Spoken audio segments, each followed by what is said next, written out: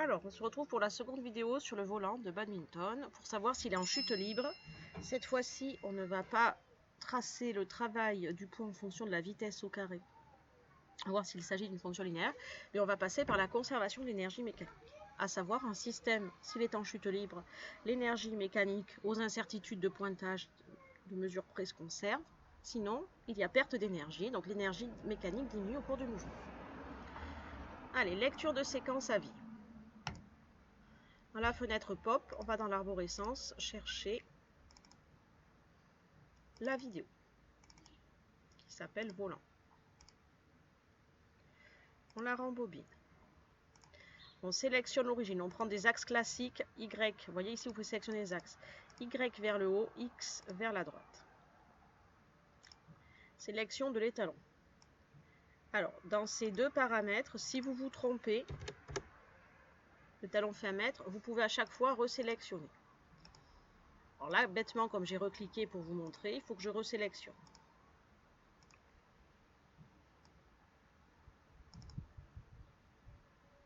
Indiquer la longueur en mètres, 1 mètre. Sélection manuelle. Donc on commence à sélectionner. Vous choisissez ce que vous voulez. Ici, je vais prendre la démarcation noire entre la tête et le volant souple.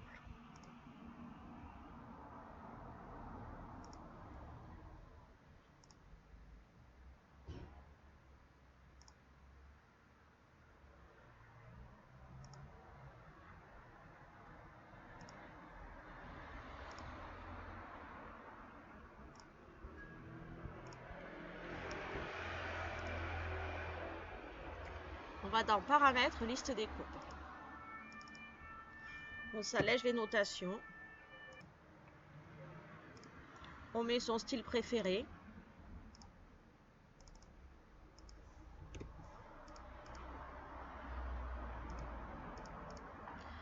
On prend l'habitude, traitement feuille de calcul, de rentrer les données. Alors je crois que je vous l'ai mis à 5,2 grammes. Il faut rentrer forcément en kilos. Vous notez que ce soit en script Python, en Lattice Pro, en Regressi, si vous utilisez Regressi, on ne met jamais les unités. Ça y est, il les a en mémoire, elles apparaissent dans la liste des cours. Donc dans les expressions que vous entrez, vous pouvez rentrer M et G, il les connaîtra. Alors, vous pouvez glisser dans le tableur, cliquez glisser. Donc comme tout à l'heure, j'ai rentré dans la feuille de calcul, là je vais mettre dans le tableur nouvelle. Donc je rappelle qu'il n'y a pas de composante de vitesse horizontale sur l'axe des X puisque le mouvement est vertical. Je rappelle que le vecteur vitesse, chapitre précédent, est tangent à la trajectoire. Donc ici, il sera vertical vers le bas. Donc Vx vaudra 0. Comme on a choisi un axe Y orienté vers le haut, il sera normal d'avoir la composante Vy qui est égale à la vitesse tout court, à la norme de la vitesse, qui a un signe négatif, puisque c'est la composante. La vitesse, c'est la norme du vecteur. On entre la formule particulière pour la vitesse, c'est la dérivée de la position verticale par rapport au temps. Effectivement, les composantes sont négatives. Ensuite, la vitesse au carré pour l'énergie cinétique nous intéresse. Donc c'est égal à Vy fois Vy. Ensuite, on va créer l'énergie cinétique. C'est l'énergie liée à la vitesse. Elle est proportionnelle à la masse. Alors, volontairement, je ne mets pas le égal. Vous voyez, il ne fait rien. Il ne connaît pas. Parce qu'il faut lui mettre le égal. Voilà. L'énergie liée à la vitesse augmente, c'est logique, puisque la vitesse de la balle augmente. Ensuite, je crée l'énergie potentielle de pesanteur, c'est l'énergie liée à l'altitude. Elle est égale à la masse fois l'intensité de pesanteur terrestre. Je peux rentrer M fois G puisque le logiciel les connaît. Lattice Pro appelle l'altitude Y, donc je rentre Y. Elle diminue puisque la balle se rapproche du sol, c'est bien ce que l'on constate. Et enfin, l'énergie mécanique, c'est lui qui va être un bon indicateur de la chute libre ou pas, puisque dans une chute libre, elle se conserve. et dans une chute avec frottement, elle ne se conserve pas.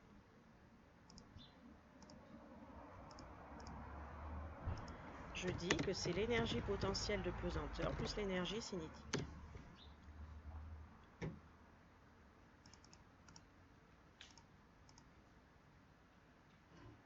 Donc, je trace, cliquer, glisser, j'emmène EC, j'emmène EPP, j'emmène EM, puis je fais un clic droit, calibrage. Que constate-t-on? Propriétés, si vous voulez changer les apparences. Alors, quand on fait les énergies, j'aime bien avoir des gros reliés, chacun ses préférences.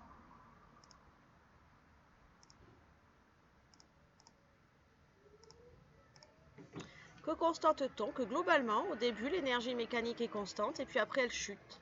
Elle chute. Elle chute. Donc là, on voit que ce n'est pas des erreurs de pointage, sinon on aurait un petit peu des pics.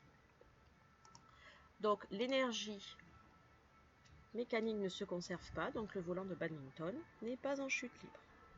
Pour savoir l'énergie perdue et le travail des forces de frottement, on fait clic droit réticule, on lit l'énergie initiale mécanique, 50,97, donc 51 millijoules. On lit l'énergie finale, donc au dernier point, la plus basse, pour l'énergie mécanique, 44. Donc de 51 à 44, globalement, il y a 7 millijoules qui se sont dissipés. Alors, quand vous utilisez le réticule, quand vous utilisez n'importe quel outil, il faut toujours faire clic droit, terminer. Si vous voulez utiliser la tangente, ça peut tracer une tangente à la courbe. Clic droit, terminer. Vous pouvez tracer des droites. Vous pouvez créer des droites. Clic droit, terminer. Dernière chose, pour X raisons, vous pouvez avoir diverses courbes à tracer. Vous pouvez faire clic droit, retirer toutes les courbes. Elles s'enlèvent toutes. Ce qui peut se passer, c'est que, par exemple, si je veux tracer l'énergie cinétique en fonction de la vitesse au carré, si vous lâchez vitesse au carré, pas dessous l'axe X ici, mais ici, vous voyez qu'il passe en ordonnée. Donc, si ça vous embête, ben vous faites clic droit, retirez toutes les courbes et vous recliquez glisser correctement.